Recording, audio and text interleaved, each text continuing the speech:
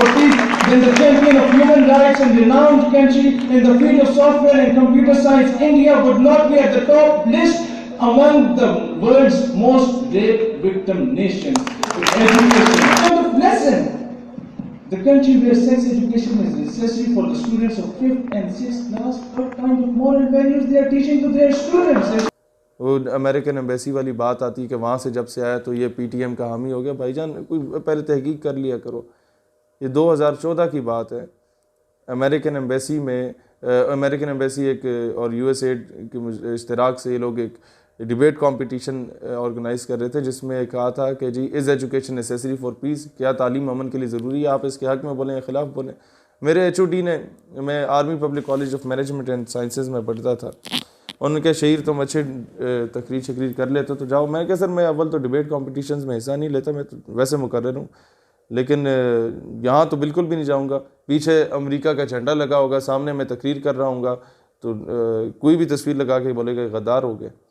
मैं वापस आया क्लास में, देन आई रियलाइज्ड कि यार नहीं, हम लोग जो अमेरिका का झंडा पिछले 4-5 सालों से जला रहे थे उसका तो कोई फ़ायदा नहीं है। अखबार के नुक्कड़ में वो भी लोकल अखबार के नुक्कड़ में कोई छोटी सी सुर्खी लगी होती है कि शहीद सियालवी ने अमरीकी परचम नजर आतिश किया, अपने गम गुस्से का इजहार करते हुए कहा कि हम लोग अमरीकी ग़ुलामी नहीं करेंगे। मैंने कहा इसका क्या फ़ायदा।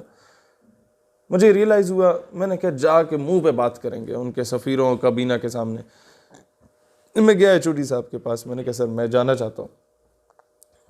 एचओडी साहब ने हंस पड़े, उन्हें अंदाज़ा हो गया कि अब ये करना क्या चाह रहा है। उन्होंने कहा शहीद तो मुझे ज़रा तकरीर लिख के दो ना, और वो मैं देखूँगा, उसके बाद फिर मैं तुम्हें जाने दूँगा। मैंने खैर तकरीर शकरीर लिखी कि मलाला बड़ी नेक खातून है और आफिया सिद्दीकी को सही गिरफ़्तार किया गया और हमें दहशतगर्दी के ख़ात्मे और अमन के क़याम के लिए अमरीका का साथ देना होगा। एचओडी साहब ने वो पढ़ी, मुस्कुराए, कहते हैं बेटा ज़मीर तो मेरा भी नहीं मानता कि तुम ऐसी बातें करो, ना ही तुम्हारा मानता होगा, लेकिन अलबत्ता पोजीशन इसी से आएगी। मैं क्या बिल्कुल सर पोजीशन तो इसी से आएगी।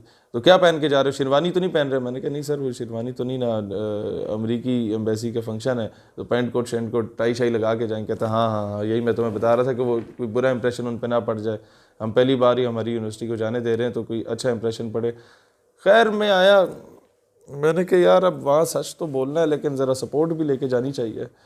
मैंने सर के पास दोबारा चले गया। मैंने कहा सर आपको पता है हमारा इदारा पहली मरतबा जा रहा है किसी एम्बेसी के प्रोग्राम में, तो इलेक्ट्रिकल इंजीनियरिंग, सॉफ्टवेयर इंजीनियरिंग और बीबीए के बैच के 10-10 बच्चों को हम लोग ऑन बोर्ड लेते हैं। आप इजाज़त लें कि ऑडियंस के लिए हमें 30 बंदे चाहिए और एक टीचर भी हम रख लेते हैं उसमें, ताकि बच्चे डिसिप्लिन उनका मेंटेन रहे।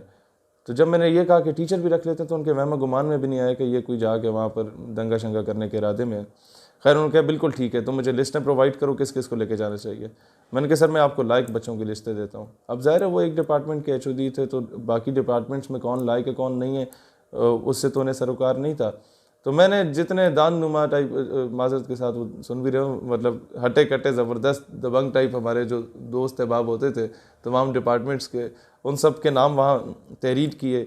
और टीचर्स जो 3 हमने रखे वो रखे जो हमारे टाइप के फ्रेश होते थे, जिन्होंने फ्रेश बीएस ऑनर्स या एमएस किया होता था और आ जाते थे वहाँ विजिटिंग फैकल्टी के लिए। तो हमारा एज डिफरेंस इतना नहीं होता था, तो गपशप आपस में अच्छी होती थी।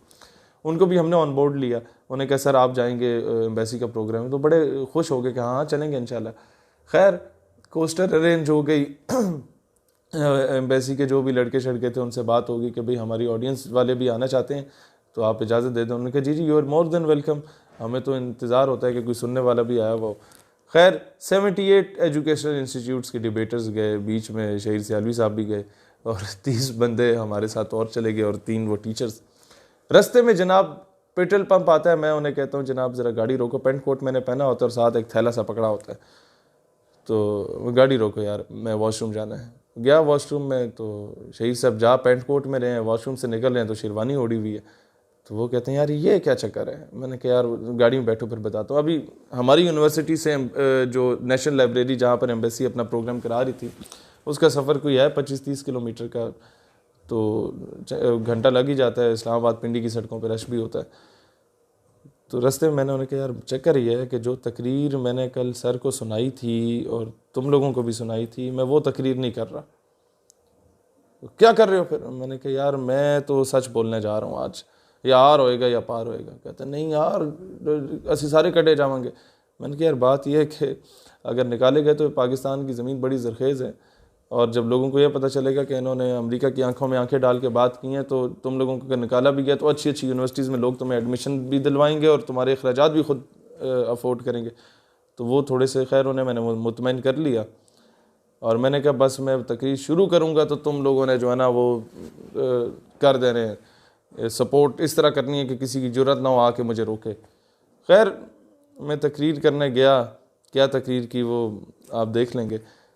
मुझे खुशी इस बात की हुई कि जब वो सेमिनार ख़त्म हुआ, सेमिनार क्या डिबेट कंपटीशन ख़त्म हुआ, तो ज़ाहिर है अब इनाम तो मुझे नहीं मिलना था, क्योंकि सच हमेशा कड़वा होता है और सच बोलने वाले को बागी और गद्दार का लेबल भी मिलता है।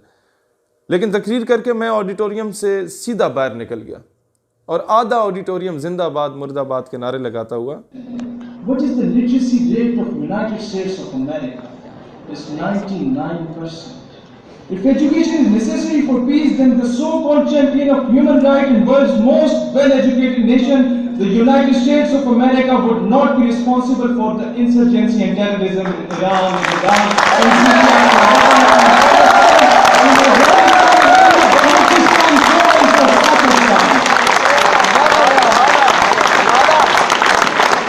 Yes, education is necessary for peace. But what kind of education? The message of love, peace and prosperity which was given to us by the Holy Prophet sallallahu alaihi wasallam.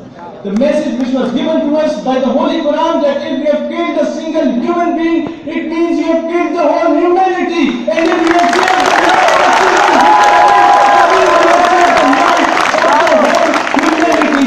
But unfortunately, the so-called international media, the so-called champions of human rights used to say, the so-called world's most well-educated and highly qualified people used to say that Muslims are responsible for the terrorism. Let me ask you a question. What is the literacy rate of Israel? It's 97%. Then what is being done in Palestine? Thousands of Muslims children are getting what was done in Iran? What was done in Iraq? What was done in Syria? What is being done in Lebanon? What is being done in Burma? What is being done in Afghanistan? What is being done in Hyderabad, Dhaka and Gujarat? And what is being done in Indian occupied Kashmir? So, it has been proved that Muslims are not terrorists, rather they are being terrorized. बाहर निकल गया, और मुझे फ़ख्र इस बात का हासिल है, इस तकरीर में आपने सुना होगा कि I am the first one जिसने अमेरिकन एम्बेसी के प्रोग्राम में नामूस रिसालत सल्लल्लाहु अलैहि वसल्लम के दिफा की बात की। For peace, then Charlie Hebdo of the most well-educated country, France, would not be responsible for the anarchy in the entire Muslim world.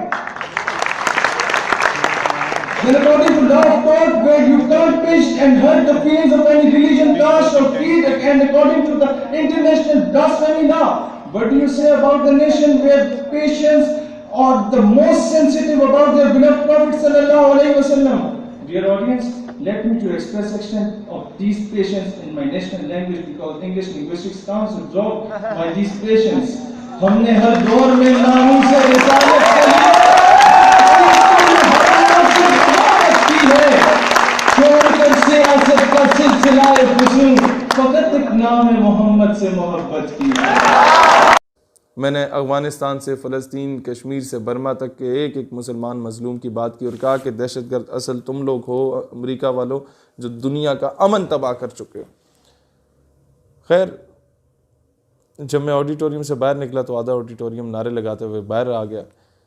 Position मेरे लिए वो नहीं थी कि वो फर्स्ट सेकंड थर्ड पोजीशन देते, वो तो देनी भी नहीं थी उन्होंने। पोजीशन मेरे लिए ये थी कि जो दूसरे स्कूल्स और कॉलेजेस और यूनिवर्सिटीज़ के टीचर्स और प्रिंसिपल्स आए हुए थे अपने बच्चों को लेके साथ, उन लोगों ने मेरा माथा चूमा था कि बेटा तुमने हक अदा किया, सच बोला।